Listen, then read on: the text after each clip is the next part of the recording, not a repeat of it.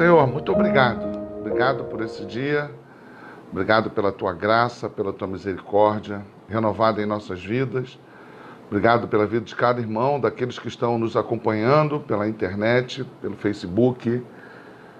Tenha misericórdia, Senhor, de nossas vidas. Ajuda-nos, carecemos de Ti. A Tua Bíblia, a Tua Palavra estará aberta, a Bíblia, e vamos meditar nela. Suplicamos que o Senhor nos instrua, porque precisamos de Ti. Precisamos aprender acerca daquilo que Tu tens a nos ensinar, porque somos carentes de Ti, do Teu ensino, da Tua Palavra, que nos vivifica, que nos exorta, que nos consola. Fala aos nossos corações, suplicamos ao Senhor. Também suplicamos ao Senhor pelos nossos irmãos, aqueles que estão enfermos, aqueles que estão hospitalizados. Suplico ao Senhor por aqueles que ainda não Te conhecem na face da terra, em vários países. Suplico ao Senhor pelas nações acometidas por essa pandemia, por essa propagação desse vírus. Ó Senhor, tem misericórdia dos que já estão enfermos nos hospitais, daqueles que estão sendo tratados em suas casas. Continuamos suplicando ao Senhor por aqueles que estão responsáveis pelos estados, pelos governos, que o Senhor dê a eles sabedoria, para que eles possam governar, que eles possam cuidar dos povos na face da terra com cuidado, olhando e preservando as vidas. Suplico ao Senhor pelos médicos, aqueles que estão nos hospitais, junto com as equipes de enfermagem, aqueles que estão na limpeza dos hospitais, preparando as refeições. Ó Senhor, tem misericórdia, cuida de todos esses que estão a serviço dos hospitais públicos e privados. E suplico ao Senhor ainda pelos nossos irmãos que, nas suas funções, estão tendo que sair de suas casas, algumas vezes, e alguns deles tendo que pegar transporte público. Que o Senhor os abençoe, os proteja, e que assim o Senhor nos livre de todo o mal. Aqueles que já estão sofrendo também, Senhor, por conta da economia, passando alguma necessidade, que o Senhor nos use, que a Tua boa mão nos mova, para que sejamos também atenciosos com aqueles que estão carecendo. Perdoa, Pai, os nossos pecados, tem misericórdia de nossas vidas, é o que suplicamos assim, em nome de Jesus Cristo, nosso Senhor. Amém e amém. Abra a tua Bíblia e vamos direto agora para Juízes 3. Eu não vou fazer nenhum comentário relativo ao que foi tratado na semana passada. Se você não assistiu a semana passada, você pode entrar lá no Facebook da igreja e ver que tem uma introdução ao estudo do livro de Juízes. Ali a gente vai dar um panorama geral, que a gente vai falar acerca de autor, de data, de temas que são tratados no livro, e também uma meditação no capítulo 1 e 2 do livro de Juízes. Então hoje eu vou me ater ao capítulo 3, e obviamente quando o capítulo 3 citar alguma coisa que tem a ver com aquilo que a gente já observou na introdução, neste panorama introdutório, então a gente vai comentar reforçando aquilo que já foi visto, aquilo que nós já citamos, tá bom? Quando você olha para o capítulo 3, a gente vai ver o início da apresentação dos primeiros juízes. Otiniel vai ser o primeiro que vai ser citado. E logo depois a gente vai ver Eude. Eude é o segundo a ser citado. E aí é uma estrutura que se repete no capítulo 3. Você vai observar essa estrutura. Primeiro vai apresentar um panorama geral do povo de Israel, o seu declínio, o seu afastamento da presença do Senhor, e depois Deus levanta alguém, os chamados juízes, ou também resgatadores, e esses resgatadores vão servir de auxílio, vão ser usados como ação de misericórdia e graça de Deus diante da queda, do pecado, da desobediência de Israel. Então a gente vai ver isso claramente no capítulo 3. Primeiro o declínio do povo, e depois Deus agindo com misericórdia e graça, levantando então um juiz para cuidar do povo, para libertar o povo, para promover a libertação do povo diante da opressão inimiga, tá bom? Então, eu vou ler primeiro o aspecto introdutório do capítulo 3, a primeira sessão, que vai do versículo 1 até o versículo 6, e obviamente, dentro dessa estrutura que eu já apresentei e falei com você, você vai perceber claramente o declínio do povo, a desobediência, como que eles, que deveriam ter dominados esses povos que habitam na região da Terra Prometida, agora eles começam a ser dominados, afrontados, submetidos a esses povos que eles deveriam antes ter dominados. E a gente vai ver, então, que isso, obviamente, vai levá-los a um declínio por conta da desobediência, e Deus vai ter que agir em favor deles, tá bom? Então vamos fazer a primeira leitura do capítulo 3, do versículo 1 ao versículo 6. Então diz assim a palavra: são estas as nações que o Senhor deixou por elas provar a Israel. São estas as nações que o Senhor deixou para, por elas, provar a Israel. Isto é, provar quantos em Israel não sabiam de todas as guerras de Canaã. Isso tão somente para que as gerações dos filhos de Israel delas soubessem, para lhes ensinar a guerra, pelo menos as gerações que dantes não sabiam disso. 5 príncipes dos filisteus, e todos os cananeus e sidônios e heveus que habitavam as montanhas do Líbano, desde o monte de Baal-Hermon até a entrada do Líbano, desde o monte Baal-Hermon até a entrada de Ramate, estes ficaram para, por eles, o Senhor pôr Israel à prova, para saber se dariam ouvidos aos mandamentos que havia ordenado a seus pais por intermédio de Moisés. Bom, o que a gente já começa a observar? Estes povos, eles deveriam ter sido dominados. Estes que habitam nesta região, eles já deveriam ter sido dominados. A partir de Josué, é o momento onde o povo de Israel deveria dar continuidade a este domínio. Mas como a gente já falou na introdução, o que eles vão fazer? Eles vão se associar a estes povos, eles vão se casar e dar em casamentos com estes povos, vão se aliançar com estes povos e vão adorar os deuses desses povos, o que vai levar Israel a um declínio e, obviamente, sendo subjugado por esses povos. E é isso que a narrativa do versículo 1 ao versículo 6 vai tratar. Primeiro, a desobediência em não contarem com o auxílio do Senhor e dominarem estes povos. Depois, por se associarem a estes povos, darem casamento e os seus filhos com os filhos desses povos estrangeiros, e a partir daí havendo então uma mescla cultural, a ponto deles adorarem os seus deuses. É isso basicamente o capítulo 3, do versículo 1 ao 6 vai tratar.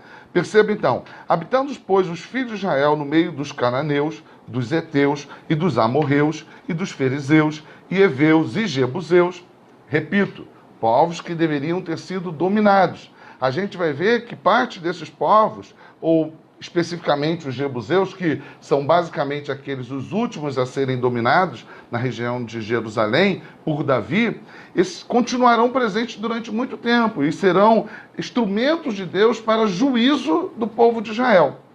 E é interessante que Deus vai falar isso no capítulo 2, capítulo 2 de Juízes, que pela desobediência do povo, Deus não iria retirar estes povos estrangeiros, ou melhor, essas nações que são originários dessa terra, Deus não iria tirá-los dali. Deus iria permitir que eles continuassem convivendo com o povo de Israel, e Deus iria usá-los como instrumento de juízo de Deus. E é isso que a gente vai ver que vai acontecer. E é isso que Deus está dizendo aqui neste texto. Habitando, pois, os filhos de Israel no meio dos cananeus, dos heteus e amorreus e ferezeus e heveus e jebuseus, tomaram de suas filhas para si por mulheres e deram as suas próprias aos filhos deles e rendiam culto aos seus deuses. Então, aqui fica claro e evidente o que está acontecendo, né? Por não dominarem estes povos, por viverem em desobediência e conviverem com estes povos, acabou havendo mescla, acabou havendo casamento dos seus filhos, dos filhos de Israel, com estes povos, e acabou corrompendo a cultura deles a ponto deles mesmos adorarem a estes deuses. Quando a gente vai lá para o capítulo 32, a gente não vai ler aqui agora, de Deuteronômio, a gente vai ver que Deus ordenou a Moisés que compusesse uma canção. O capítulo 32 é toda esta canção, constituído por essa canção que Moisés vai escrever. E já ali com Moisés, Deus usa Moisés para dizer que o povo posteriormente iria desobedecer, que ia levantar para si ídolos, que ia adorar outros deuses. Em Josué, a gente vai ver no capítulo 24 de Josué, o último capítulo do livro de Josué, que nós já estudamos, Deus falando por meio de Josué que, embora eles estivessem ali fazendo uma aliança ou renovando a aliança, dizendo que eles iriam ser obedientes e que obedeceriam e serviriam ao Deus de Josué, quando Josué diz, quanto a vocês eu não sei, mas eu e minha casa serviremos ao Senhor, eles dizem, não, nós também serviremos, nós também obedeceremos, nós também consideraremos a lei do Senhor e serviremos ao Deus de Israel. Na verdade, o que a gente vai ver é que, logo na descrição do livro de Juízes, a desobediência está presente. E já nesse capítulo 3, o que nós vemos? Que eles deram em casamento e casaram com os povos da terra. Ou seja, fazendo aliança com estes povos que deveriam antes ser dominados, para que a terra fosse ocupada. E aí, essa aliança, esses casamentos, acabaram levando o povo de Israel a adorarem a deuses falsos, a se tornarem idólatras, a adorarem os deuses dos povos cananeus. E aí, diante disso, eles serão subjugados. E aí Deus vai levantar um libertador, um juiz. É importante que a gente observe que, embora eles sejam chamados de juízes, esses 12 momentos, esses 12 personagens que são tratados no livro de Juízes, embora eles sejam chamados de juízes, na verdade eles são líderes militares. Eles vêm para libertar o povo, por isso também eles são chamados de libertadores, né? O libertador, quando é o caso específico e singular. E a gente vai observar que talvez a única pessoa destes citados que tenha uma evidência clara de que, de fato, esteve envolvido com a questão jurídica, com aspectos judiciais, foi especificamente Débora. Todos os demais são apresentados mais como guerreiros, como líderes militares. Obviamente, líderes religiosos, porque estão sendo usados por Deus como libertadores. Libertadores diante da opressão desses povos, e opressão que se dá por causa da desobediência da nação de Israel, que antes deveria ter dominado esses povos, e ao contrário disso, faz aliança com eles. E aí, a partir do versículo 7 até o versículo 11, o que a gente vai ver? O levantar deste libertador. O que fica evidente no capítulo 3? De um lado, é revelado o pecado do povo. Muito parecido com o que está descrito, por exemplo, em Gênesis 3, quando é apresentado a narrativa da queda. E depois vem o chamado de Deus, que é o chamado da graça, Deus indagando onde Adão e Eva estavam. E vem então a promessa de Deus da libertação. Se você olhar para toda a narrativa bíblica, você vai perceber que, de modo geral, existe uma estrutura da narrativa bíblica. E qual é a estrutura? A Bíblia vai falar acerca da criação, acerca da queda, acerca da redenção em Cristo Jesus e da restauração plena, o reino de Deus em Cristo Jesus. E você vai perceber que esta estrutura de criação, queda, redenção e restauração, ela vai estar presente nestas micro-histórias. Quando você olha para o capítulo 3, é isso que você vê.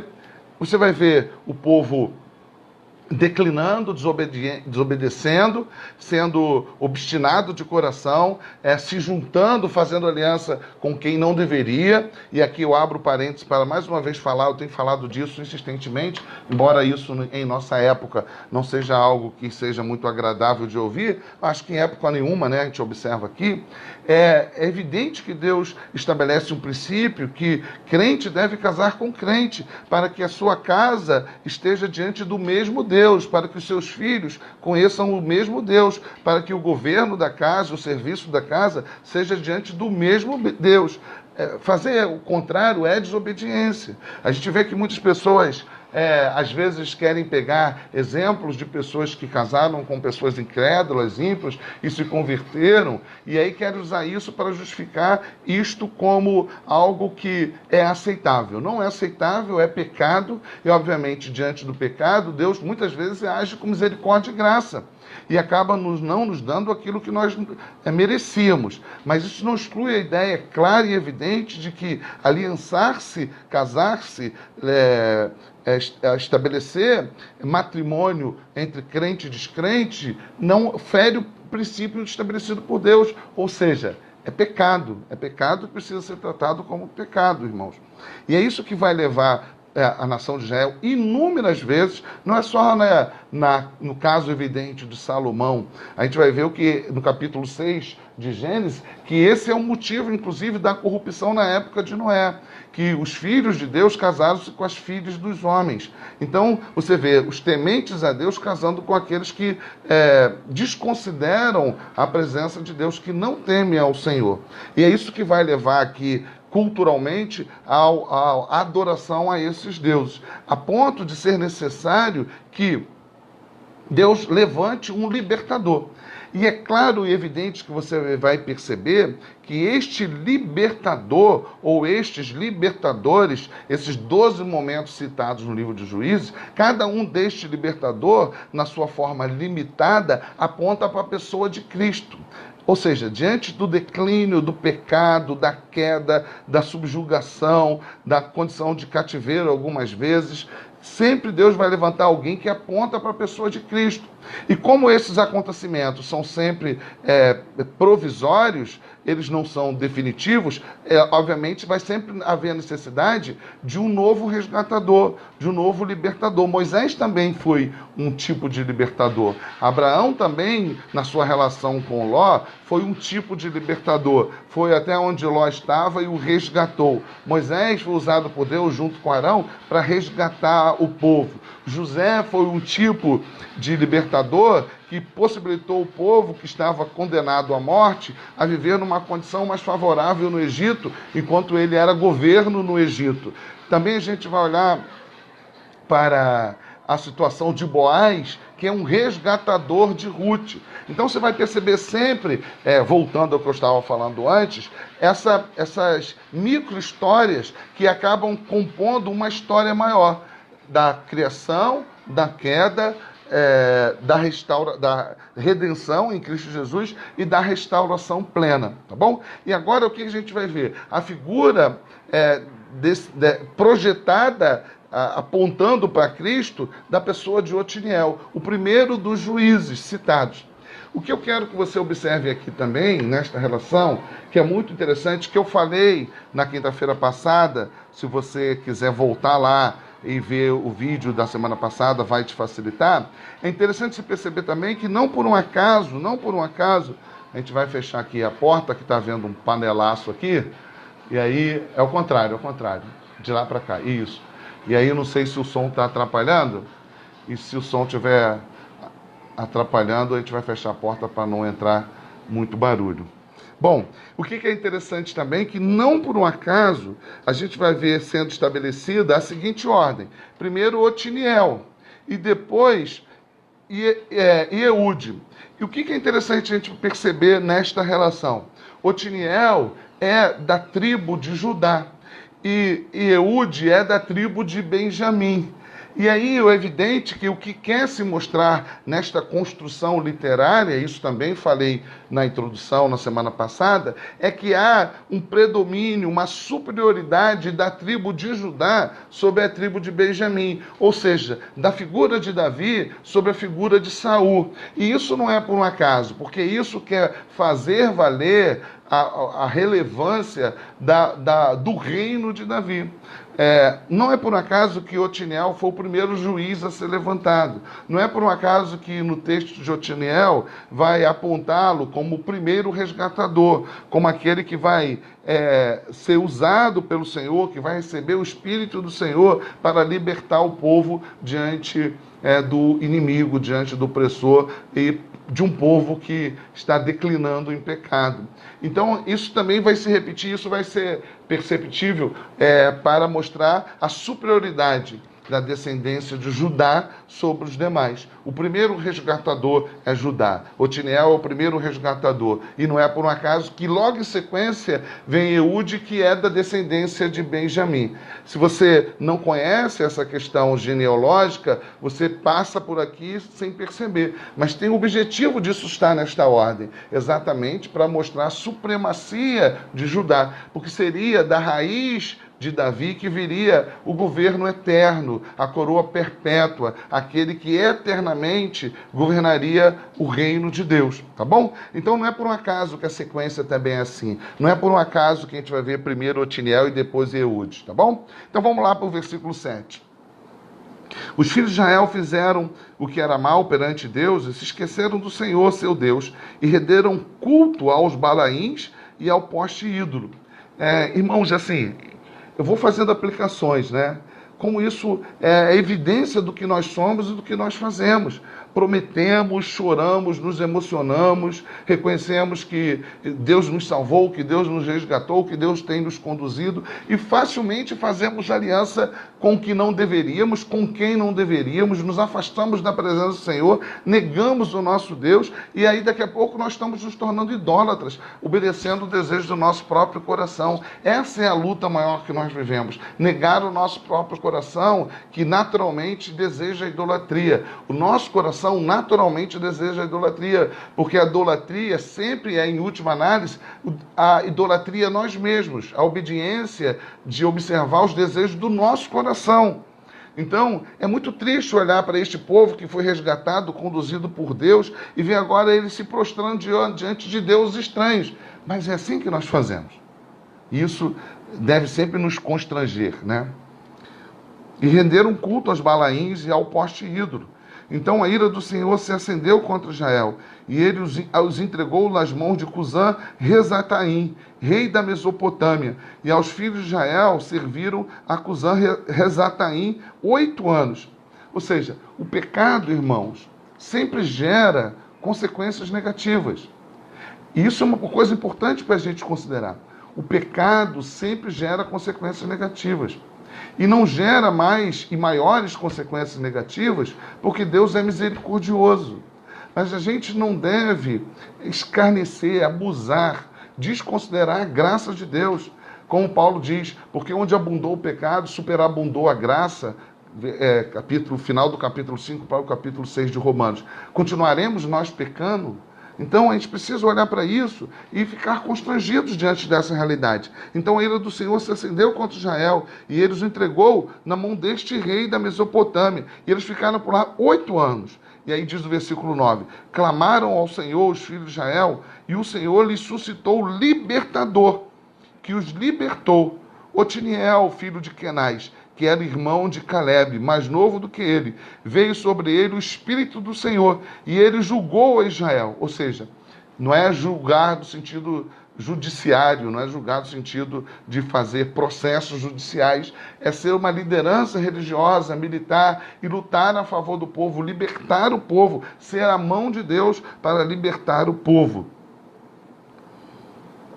Veio sobre ele o Espírito do Senhor, e ele julgou Israel, saiu a peleja, e o Senhor lhe entregou nas mãos Cusã Rezataim, rei da Mesopotâmia, contra o qual ele prevaleceu.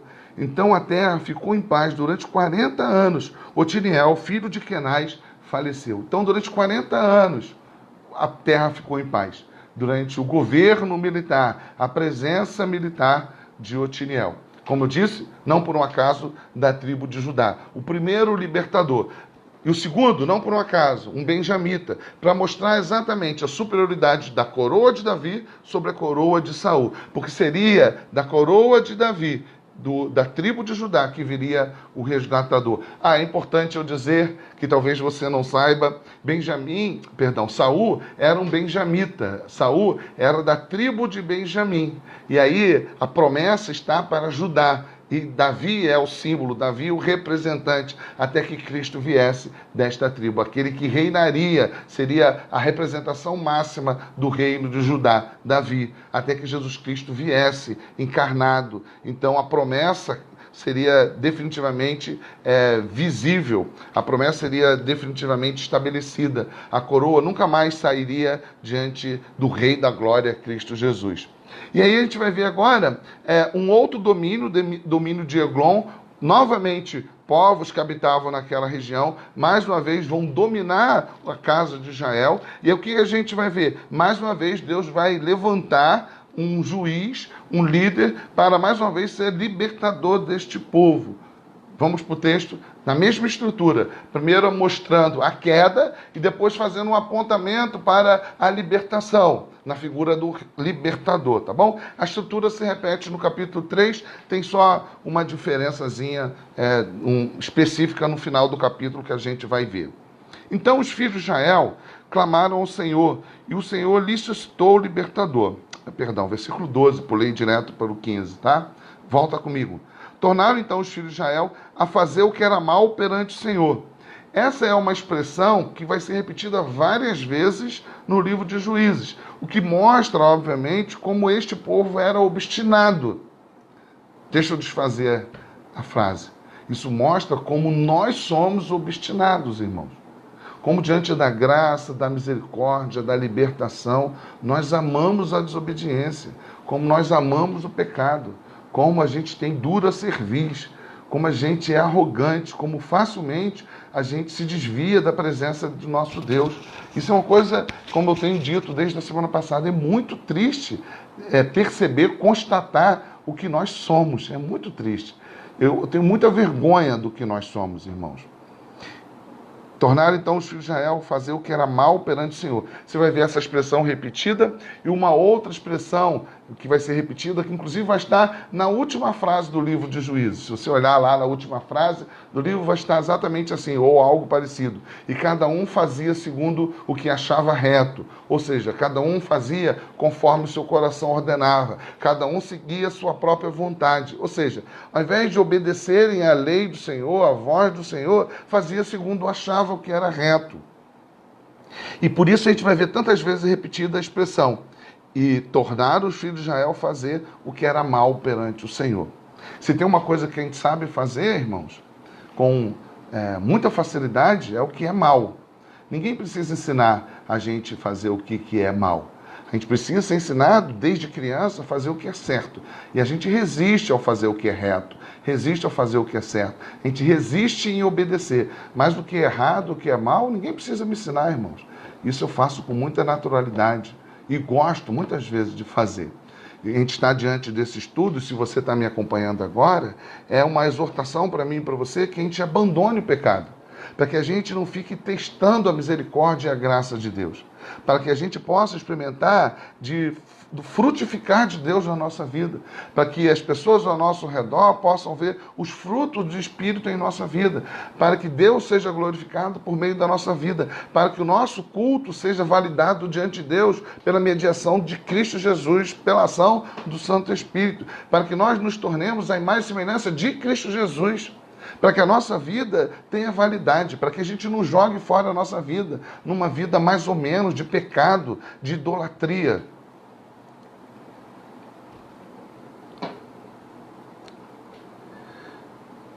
Então o texto vai dizer: tornaram então os filhos de Israel a fazer o que era mal perante o Senhor, mas o Senhor deu poder a Eglon, rei dos Moabitas, contra Israel, porquanto fizeram o que era mal perante o Senhor. E ajuntou consigo os filhos de Amon e os amalequitas, e foi e feriu Israel, e apoderaram-se da cidade das palmeiras. E os filhos de Israel serviram Eglon, rei dos Moabitas, 18 anos. O que a gente vai ver aqui, né?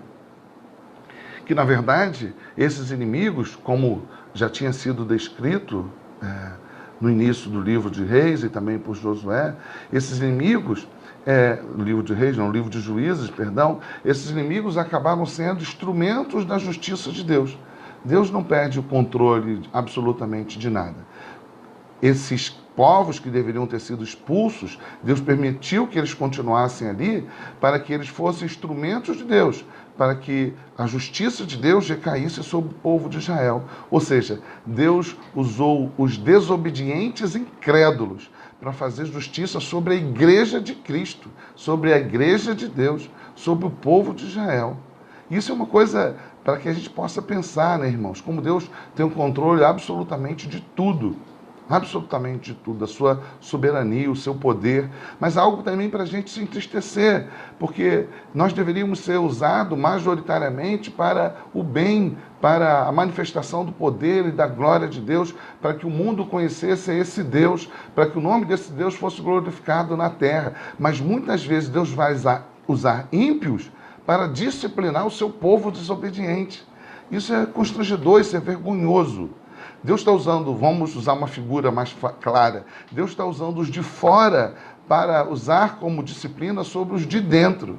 Aqueles que estão fora, longe, afastados de Deus, são usados por Deus para fazer disciplina àqueles que conhecem esse Deus. Isso revela exatamente o nosso estado de desobediência. Então os filhos de Israel mais uma vez clamaram ao Senhor, e o Senhor lhes suscitou o libertador. Incrível, né? Que quando as coisas parecem boas, agradáveis, facilmente a gente esquece do Senhor. E quando Deus usa de disciplina e usa a história ao nosso redor, né? Tu vê que como a gente agora está clamando a Deus por conta desta pandemia, a gente não sabe o que vai acontecer daqui a pouco, a economia, quantos ficarão desempregados, quantos ficarão sem receber, quantos passarão necessidades em sua casa. Então o povo de Deus começa a clamar a esse Deus: Senhor, tem misericórdia, haja em nosso favor. Mas quando as coisas estão aparentemente sob o nosso controle, sob o nosso domínio, facilmente esquecemos e rapidamente nos tornamos desobedientes. E aí, nessa situação adversa, o povo começou a clamar. Então, os filhos de Israel clamaram ao Senhor, e o Senhor lhes suscitou o libertador, Eude, homem canhoto. E aqui há possivelmente um trocadilho, uma figura de linguagem que talvez seja jocosa, talvez seja irônica, porque Benjamim também quer dizer aquele que usa a mão direita ou que faz uso da mão direita. E talvez aqui tenha uma intenção de diminuir, né, esta pessoa, talvez tenha esta intenção de apresentar uma diferença, mais uma vez, entre Judá, aqui representado por Otiniel, e a figura de Eude, aqui representando os benjamitas. Filho de Gera, benjamita. Por intermédio dele, enviaram os filhos de Israel tributo a Eglon, rei dos Moabitas. Eude fez para si um punhal de 2 gumes, do comprimento de um côvado, e cingiu debaixo das suas vestes do lado direito. Levou a tributo a Eglon, ou seja, levou impostos, né? A Eglon, foi até ele para pagar tributo. Levou o tributo a Eglon, rei dos Moabitas. Era Eglon um homem muito gordo. Tendo entregado o tributo, despediu a gente que trouxera e saiu com ela. Porém, voltou do ponto em que estavam as imagens de escultura ao pé de Gilgal e disse ao rei: tem uma palavra secreta a dizer-te, ó rei. O rei disse: cala-te. Então todos os que lhe assistiam saíram de sua presença. Eude entrou numa sala de verão que o rei tinha só para si, onde estava sentado, e disse: tenho a dizer-te uma palavra de Deus. E Eglon se levantou da cadeira. Então Eude, estendendo a mão esquerda, puxou o seu punhal do lado direito e lhe cravou no ventre, de tal maneira que entrou também o cabo com a lâmina. E porque não retirou do ventre, a gordura se fechou sobre ele. E Eude, saindo por um postigo, passou para o vestíbulo, depois de cerrar sobre ele as portas, trancando-as. Deixou ele sozinho lá dentro, né? Trancando-as. Deixa eu voltar ao texto, eu me perdi. Tendo, versículo 24. Tendo saído, vieram os servos do rei e viram, eis que as portas da sala de verão estavam trancadas. E disseram: sem dúvida, está ele aliviando o ventre na privada da sala de verão. Imaginaram que ele estava fazendo uso, né, do sanitário ou algo parecido. Aborreceram-se de esperar e, como não abria a porta da sala, tomaram da chave e abriram. Eis o seu senhor estendido morto em terra. E Eude escapou enquanto eles se demoravam, e tendo passado pelas imagens de escultura, foi para Seirá. Tendo ele chegado, tocou a trombeta nas montanhas de Efraim, os filhos de Israel desceram com ele das montanhas, indo ele à frente. E lhes disse: segui-me, porque o Senhor entregou nas vossas mãos os vossos inimigos, os moabitas. E desceram após ele, e tomaram as vals do Jordão contra os moabitas, e nenhum deles deixaram passar. Naquele tempo feriram os moabitas uns 10.000 homens, todos robustos e valentes, e não escapou nem sequer um. Assim foi Moabe subjugado naquele dia, sob o poder de Israel, e a terra ficou em paz 80 anos. O que a gente está vendo aqui? Mais uma vez, a estrutura se repetindo. O povo desobedece, levanta para si ídolos, cultua deuses estranhos, vive longe de Deus, clama ao Senhor, e o Senhor age com misericórdia e intervém naquela história. A figura destes juízes, todos eles, os 12 que serão apresentados, aponta para a pessoa de Cristo Jesus, o Redentor, o resgatador, aquele que é o único capaz de resgatar o povo. Aqui, obviamente, de forma provisória, limitada, pequena, e tudo isso, obviamente, passava a ponto de haver necessidade de um outro libertador, de um outro resgatador aparecer. Mas na pessoa de Cristo, isso se dá de forma definitiva. Bom, e o capítulo 3, ao final, ele apresenta mais um juiz, mas dele não se fala, não repete a mesma estrutura que nós vimos no capítulo 3. Só faz uma menção. Na verdade, este juiz, ele só vai ser apresentado aqui, no versículo 31 do capítulo 3, e também no Cântico de Ana, uma vez sendo citado. A Bíblia não fala mais a respeito desse homem, não traz mais informações, mas sabemos que ele foi mais um juiz e foi usado por Deus como libertador. Então, no versículo 31, é apresentado o terceiro juiz, que vai dizer: depois dele, depois de Eude, foi Sangar, filho de Anate. Anate era uma deusa pagã. Então é possível que ele fosse chamado assim, de uma forma, como se fosse um apelido, como se fosse algo que não fosse o nome dele de verdade. É muito possível que ele fosse apontado de forma jocosa, uma brincadeira, um apelido, como filho daquela deusa. Mas ele era da casa de Israel e foi usado por Deus como o libertador desse povo. É bom que a gente se lembre, para que não fique dúvida na sua mente, que nenhum sacerdote foi perfeito, nenhum rei foi perfeito, nenhum juiz foi perfeito, nenhum profeta foi perfeito. Todos esses homens foram usados por Deus nas suas limitações, nos seus pecados, e todos eles apontando para a pessoa de Cristo Jesus. Depois dele foi Sangar, filho de Anate, que feriu 600 homens dos filisteus com uma guilhada de bois, e também ele libertou a Israel. Então, é muito simples, é muito fácil a gente entender a estrutura do capítulo 3. A queda e a redenção. A queda e a redenção. A queda, de forma contínua, sendo revelada pela desobediência, pela idolatria, mas a redenção era provisória, porque os juízes não conseguiam libertar o povo de forma derradeira, definitiva. Como diz o livro de Hebreus, Jesus Cristo estabeleceu o sacrifício cabal, maior, superior. E eu queria, então, terminar esse nosso estudo, e como eu prometi da outra vez, eu tentaria acabar um pouco mais cedo, né? E considerando que nós tivemos o problema da queda da internet, então a gente, de fato, vai usar um tempo menor. Queria que você abrisse lá em Efésios. Eu lembrei-me muito desse texto, né? E, obviamente, eu vou lembrar dele em vários outros momentos das narrativas bíblicas, né? Porque sempre na narrativa bíblica a gente vai ver a queda e a redenção, a queda e a redenção. Uma queda que revela a queda em Adão, mas redenções que são redenções provisórias, esperando o Redentor maior e definitivo. Eu quero terminar, irmãos, porque o livro de Juízes tem me trazido muito constrangimento, eu já falei isso, né? O livro de Juízes tem me trazido muito constrangimento, porque evidencia, Josué também, evidencia muito pecado do povo de Deus. Como o povo de Deus, sendo avisado, sendo instruído, insiste em pecar. E como isso, obviamente, tem a ver comigo. E eu espero que você se sinta de tal forma constrangido, que você também perceba que tem a ver com você. Deus foi e nos resgatou para que vivamos de modo a agradá-lo, renunciando os nossos desejos, renunciando a nossa carne, O estudo de hoje, mais uma vez, é um chamado à renúncia. Mais uma vez, é um chamado a você se afastar da idolatria. É mais uma vez chamado que você reconheça a redenção em Cristo Jesus.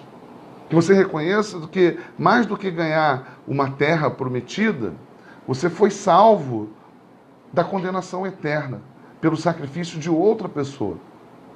É um chamado para que a gente viva em santidade. É um chamado para que o nosso culto seja de fato verdadeiro. É um chamado para que a gente se livre do cerimonialismo, do ritualismo, de uma vida simplesmente legalista, mas para que a gente viva uma vida de forma plena para o louvor da glória de Deus. Como vimos ontem no estudo que foi promovido pelo Lado Oeste, nós participamos, o Movimento Lado Oeste promovendo o estudo, o discipulado que nós participamos. Como diz o texto de Tiago, alguém que olha no espelho e depois sai de frente e não se lembra mais do que viu, é apenas ouvinte e não praticante. A gente precisa mudar esta prática, a gente precisa abandonar essa realidade. E a gente precisa olhar para isso e perceber que isso espelha a nossa realidade. Muitas vezes vivemos longe, afastados de Deus e facilmente nos envolvemos com ídolos, facilmente renegamos a lei de Deus, facilmente o nosso coração é atraído por aquilo que é pecaminoso, facilmente amamos mais o pecado do que a Deus. Eu queria ler, para terminar, o capítulo 2 de Efésios, porque ele mostra exatamente isso, a nossa queda e a redenção. A primeira parte do trecho entre o versículo 1 e o versículo 10 de Efésios 2 mostra a nossa queda, mostra a nossa realidade, filhos da ira, seguindo o curso natural da nossa vida, em pecado, longe de Deus. Mas Deus, sendo misericordioso, Ele vai e nos resgata, para que a gente viva em boas obras. As boas obras foram feitas para que nós vivamos dela. E que são boas obras, senão aquilo que glorifica a Deus? O pecado não glorifica a Deus, irmãos. O desejo do coração atendido não glorifica a Deus. A gente deve experimentar aquilo que Deus nos propõe, aquilo que Deus está disponibilizando. Vivemos de um modo que o Senhor seja agradado pelas nossas vidas, a renúncia do pecado. E perceba como é essa estrutura de Efésios 1. Primeiro ele mostra a queda, a nossa condição natural. Ele vos deu vida, estando vós mortos nos vossos delitos e pecados, nos quais andastes outrora, segundo o curso deste mundo, segundo o príncipe da potestade do ar, do espírito que agora atua nos filhos da desobediência, entre os quais todos nós andamos outrora, segundo as inclinações da nossa carne, fazendo a vontade da carne e dos pensamentos, e éramos por natureza filhos da ira, como também os demais. Essa é a nossa condição. E Deus vai lá não por um juiz, não por um juiz que depois vai ser necessário que outro venha, mas pelo próprio Deus encarnado, pelo Filho de Deus encarnado, que, se fazendo homem, ocupou a cruz para que nós fôssemos libertados de forma definitiva, para que a nossa vida eterna fosse garantida nele, na sua ressurreição. Ele derramou ali o seu precioso sangue. A gente precisa lembrar, voltar, olhar para a cruz, lembrar o que significa o sacrifício de Cristo, lembrar o que significa o derramar do sangue do varão perfeito, Deus derramando sobre ele a sua justiça, a dor, o abandono. A gente peca como se nada disso fosse verdadeiro, como se isso fosse uma historinha. Mas Deus, sendo rico em misericórdia, por causa do grande amor com que nos amou, estando nós mortos em nossos delitos, nos deu vida juntamente com Cristo. Pela graça sois salvos. E juntamente com Ele nos ressuscitou e nos fez assentar nos lugares celestiais em Cristo Jesus, para mostrar nos séculos vindouros a suprema riqueza da sua graça em bondade para conosco. A gente despreza, irmãos, essa bondade. Assim como o povo de Israel fazia diante da libertação de Deus, do cuidado de Deus, que levantava juízes, que os libertava, que dava a eles vitórias. Nós também fazemos isso. E fazemos pior, que não estamos simplesmente desconsiderando o uso de um juiz para ficarmos libertos de um povo que está nos subjugando. Estamos falando do Deus encarnado, que nos libertou do império das trevas. Mas Deus, sendo rico em misericórdia, por causa do grande amor com que nos amou, estando nós mortos em nossos delitos, nos deu vida juntamente com Cristo. Pela graça sois salvos, e juntamente com Ele nos ressuscitou e nos fez assentar nos lugares celestiais em Cristo Jesus, para mostrar nos séculos vindouros a suprema riqueza da sua graça em bondade para conosco em Cristo Jesus. Porque pela graça sois salvos. Não há mérito em você, não há mérito em mim. Nós não merecíamos isso. Mediante a fé. E isto não vem de vós. É dom de Deus. Deus nos oferta a salvação. Não de obras para que ninguém se glorie. Não há nada que você pudesse fazer para que você pudesse ser livre, liberto, libertado dessa escravidão. Não de obras para que ninguém se glorie. E aí termina o versículo 10 que eu quero aplicar à minha vida e à sua. Pois somos feitos em Cristo Jesus para as boas obras, as quais Deus de antemão preparou que andássemos nela. As boas obras são as obras de Deus. É fazer segundo a vontade de Deus. É viver para o louvor da sua glória. O povo de Israel facilmente se esquecia disso. Facilmente se aliançava com os povos inimigos. Facilmente levantava para si ídolos. Facilmente se distanciava de Deus. O problema é que nós também.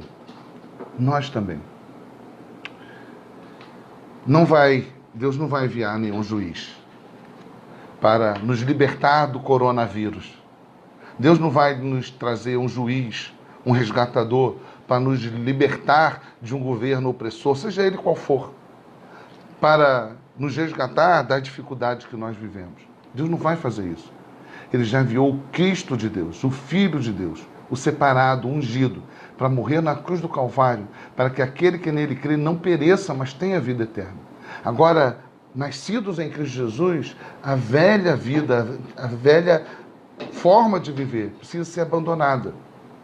A velha forma de pensar precisa ser abandonada. A gente não pode viver de forma contínua. Levanta, cai, levanta, cai, levanta, cai. Que o Senhor nos traga maturidade e que, de fato, Ele nos faça ter uma vida pia, uma vida santa, uma vida que agrade a Ele. Que a gente possa confessar os nossos pecados, que a gente possa abandonar os nossos pecados, que a gente possa se arrepender dos nossos pecados e que a gente possa viver para o louvor da glória de Deus, cheios do Espírito Santo. Isso é possível. Vamos orar? Queria te convidar para orar e neste final também a gente vai orar pelos nossos adolescentes, jovens e crianças, que a gente sempre faz isso em nossas reuniões de quinta-feira. Tenho a comunicar a vocês que a enquete que foi promovida pelo departamento de comunicação da igreja ganhou com um índice bem grande, quase 80-20, quase 80% optou para que o nosso domínio fosse IEC Cachamurra. Nós fizemos enquete no grupo da igreja, e aí foi essa a que ganhou. IEC Cachamurra ganhou diante da outra, que era cachamorra.com, tá bom? Então, obrigado pela sua participação. Está aí já a informação de qual será o nosso domínio, o endereço do nosso site, que já será comunicado pelo Departamento da Família. Vamos orar. Senhor, muito obrigado pela Tua palavra, obrigado pela oportunidade de estudar junto com os meus irmãos, obrigado por olharmos para a Tua palavra e vermos que o povo de Israel pecou, o povo separado por Ti, eleito por Ti, preferiu adorar ídolos, aliançar-se com aqueles que eles não deveriam promover aliança, que se tornaram idólatras, desobedientes. E o Senhor não deu a eles o que eles mereciam, mas ouvindo o seu clamor, o Senhor enviou um resgatador, um juiz que batalhou por eles, que os livrou da subjugação. Tudo isso uma sombra, Senhor, apenas uma sombra daquilo que nós vivíamos, longe, afastados, filhos da ira, vivendo o curso comum deste mundo, E o Senhor nos possibilitou um resgatador maior, definitivo, cabal, superior. Aquele que nos resgatou não da mão de homens, mas nos resgatou da própria ira de Deus, fazendo com que esta ira caísse sobre si mesmo. Cristo Jesus, o Filho de Deus, encarnado, recebeu de Deus, Pai, a ira que nós deveríamos receber. E assim o Senhor nos fez, nos conduziu, nos arrancou para o reino do Filho amado e nos fez filhos teus. Obrigado, Senhor, por incomparável bênção. Mas eu não quero continuar vivendo desta forma, Senhor, pecando de forma deliberada, sempre voltando aos mesmos erros. Eu quero e suplico ao Senhor que o Senhor me amadureça, que eu frutifique, que os frutos do Espírito sejam perceptíveis na minha vida, que a minha vida resplandeça a luz de Cristo. Livra-me, Senhor, do desejo da desobediência que há no meu coração, o desejo de atender a voz dos ídolos que habitam no meu coração. Ajuda-me, Senhor, a não ser recorrente nos meus pecados. Ajuda-me, Senhor. Eu quero clamar a Ti também pela vida dos meus irmãos, que sejamos todos nós purificados, constrangidos por esta palavra, e que os atos, pecados cometidos até hoje possam ser reconhecidos, confessados, abandonados, Senhor. Que o Senhor nos constranja nesta noite. E que aquilo que fizemos até hoje, vimos, falamos, praticamos, escolhemos até hoje, Senhor, possa ser algo do passado da nossa existência. Ajuda-nos, Senhor, para que não venhamos a recorrer sempre nos mesmos erros, sempre nos mesmos pecados. Ajuda-nos, Senhor. Nos faz maduros, nos faz crentes vivificados, cheios do Espírito Santo. Assim eu te peço, pedindo ainda pelas crianças, pelos adolescentes, pedindo ainda pelos jovens da nossa igreja, que o Senhor os abençoe. E dá-nos, Senhor, uma vida nova, diferente, livre dos pecados. Que possamos continuamente estar prostrados aos pés da cruz, porque sabemos que somos fracos, somos frágeis, mas o Senhor é forte, todo-poderoso. Pode nos perdoar dos pecados que estamos confessando agora, mas pode também nos fazer fortes para que amanhã não venhamos a sucumbir diante da tentação mais uma vez. Em Ti podemos encontrar abrigo, em Ti podemos encontrar fortaleza, em nós não. Que não somente hoje optemos para viver uma vida de santidade, mas que continuamente estejamos prostrados aos Teus pés, ouvindo a Tua palavra, buscando uma vida de adoração e comunhão com a Igreja de Cristo, para que nos tornemos fortes em Ti, para que possamos resistir diante da tentação do pecado que vive nos assediando, Senhor. Fortalece-nos, Senhor. Vivifica-nos, Senhor. Vivifica a Tua Igreja. É o que nós suplicamos, em nome de Jesus Cristo. Amém.